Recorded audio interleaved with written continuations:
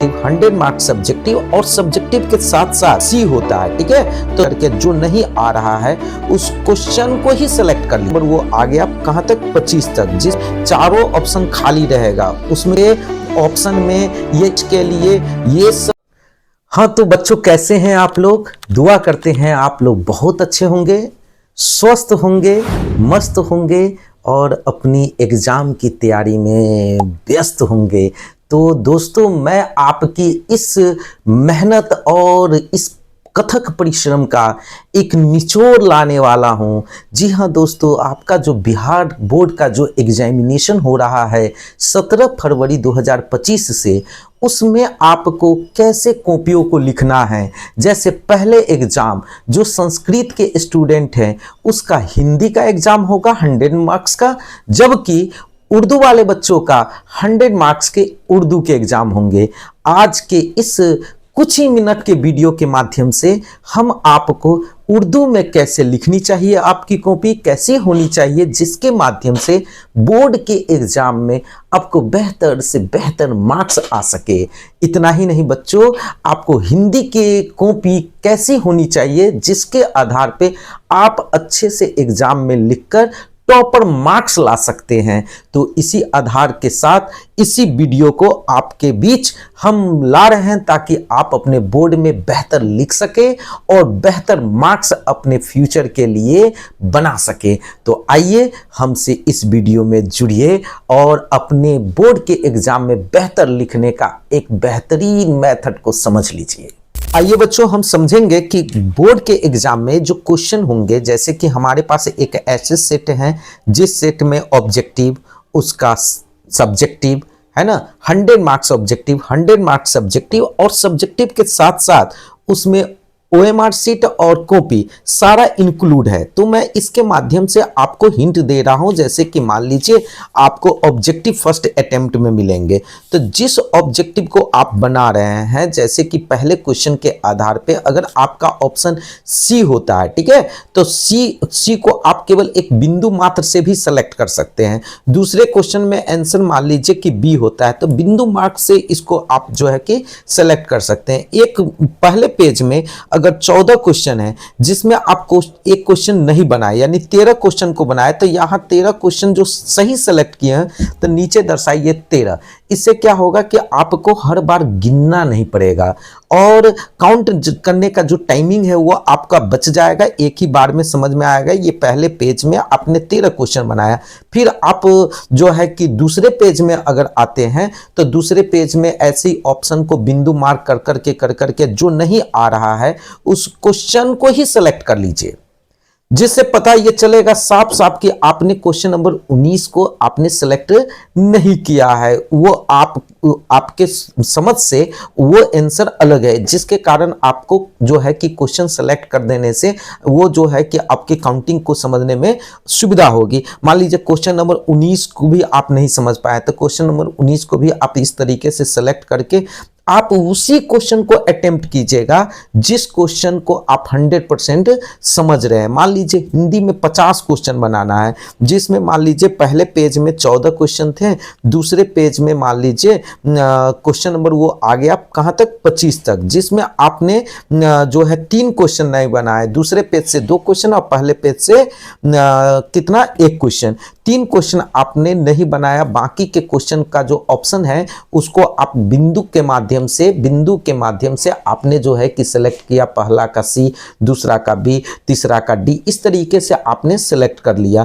तो आप दूसरा पेज में जितना क्वेश्चन आप नहीं बनाए, तो ये 25 में से 3 क्वेश्चन नहीं बनाए, पहला पेज का 1 क्वेश्चन, दूसरा पेज का 2 क्वेश्चन, 3 क्वेश्चन नहीं बनाए, तो अब कितना क्वेश्चन आप बना चुके हैं, तो आपका हो जाएगा 22, है ना, 22 और 3 25, यानी कि 22 क्वेश्चन आप सेलेक्ट कर चुके हैं, क्वेश्चन में सेलेक्ट कर चुके हैं ना। और इसी प्रकार से आप 22 करेंगे, तीसरे पेज में आएंगे, है ना, तो तीसरे पेज में मान लीजिए आपने जो है कि तीसरे पेज में है कितने, टोटल नंबर ऑफ क्वेश्चन आपका 26 से लेके 41 तक है। इसी में 41 में आप मान लीजिए कि इसमें भी ऐसे कुछ क्वेश्चन हैं जो आपने नहीं सेलेक्ट कर पाया। इसमें आपने जो बनाया है 22 क्वेश्चन तक आप सेलेक्ट किए हैं, तो मान लीजिए कि 23, 24, 25, 26, 27, 31 नहीं बनाए तो 31 को क्लोज कर देंगे, है ना। 32 आप बना रहे हैं तो 32 को आप जो सेलेक्ट किए हैं, तो इसी तरीके से जितने क्वेश्चन को आप जो है ना सेलेक्ट कर लेंगे वो आपके लिस्ट से बाहर हो जाएगा। बाकी का क्वेश्चन 22 से जोड़ना शुरू करेंगे। 22 के बाद ये 23, 24, 25, 26, 27, 28, 29 इसको छोड़ रहे हैं ना।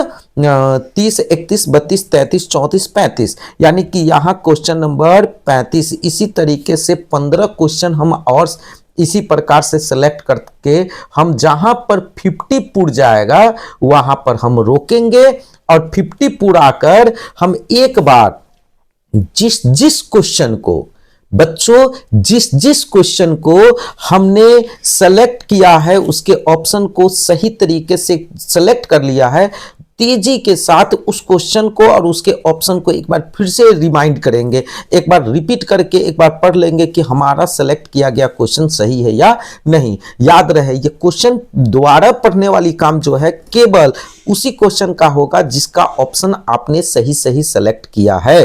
ठीक है, इस प्रकार से आप जहां आपका 50 पूर रहा है वहां आप 50 का जो है कि बटन दबा दीजिए और वहां पर उस क्वेश्चन को लॉक करके दोबारा पढ़ के एक बार कंफर्म हो जाइए।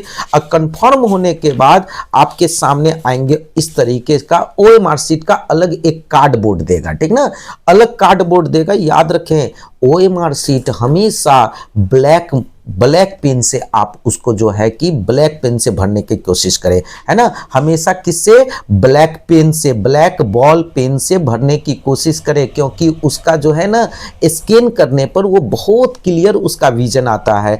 और कभी भी जब आप ओएमआर शीट को भरें तो देख लीजिए, आप समझ लीजिएगा जिस किस क्वेश्चन, जैसे क्वेश्चन नंबर 7 को आपने सेलेक्ट नहीं किया है ना, तो क्वेश्चन नंबर 7 का स्पेस में चारों ऑप्शन खाली रहेगा, उसमें कुछ भी नहीं भरिएगा, क्योंकि क्वेश्चन नंबर 7 आपका सेलेक्ट नहीं है, ये इसमें कुछ एक बिंदु तक नहीं लगना चाहिए।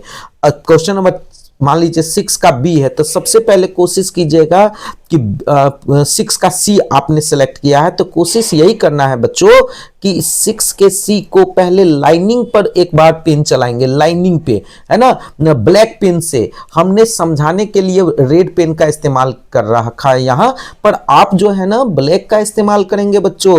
यहाँ बिल्कुल रेड तो एग्जाम हॉल में ब्लू और ब्लैक के अलावा किसी पेन को ले ही नहीं जाना है, केवल ब्लू और केवल ब्लैक पेन ही ले जाना है।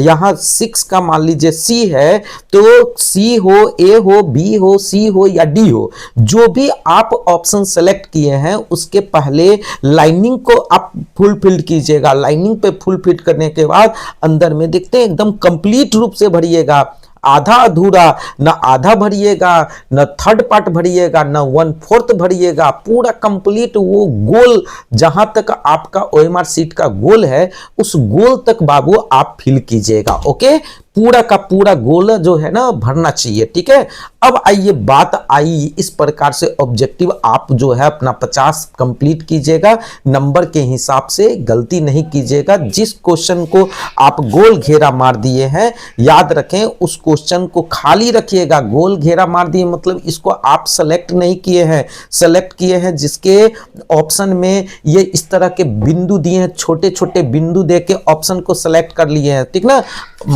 इस तरीके से हम आपको एक पैटर्न बता रहे हैं, पैटर्न को आप समझने की कोशिश करें। ठीक ना, अब आइए दोस्तों बात आई अब इसके बाद सब्जेक्टिव क्वेश्चन और उसके बुक सेट आपको अलग से मिले रहेंगे, एक साथ इसमें अटैच है लेकिन आपको अलग दिया जाएगा, जिसमें आपको बुकलेट दिया जाएगा जिसमें आप लिखेंगे ना आंसर, वो आपको एक्स एक्सिस में होगा, ये है वाई एक्सिस में वर्टिकल है ना, वो वर्टिकल नहीं, वो होगा असल में हॉरिजॉन्टल।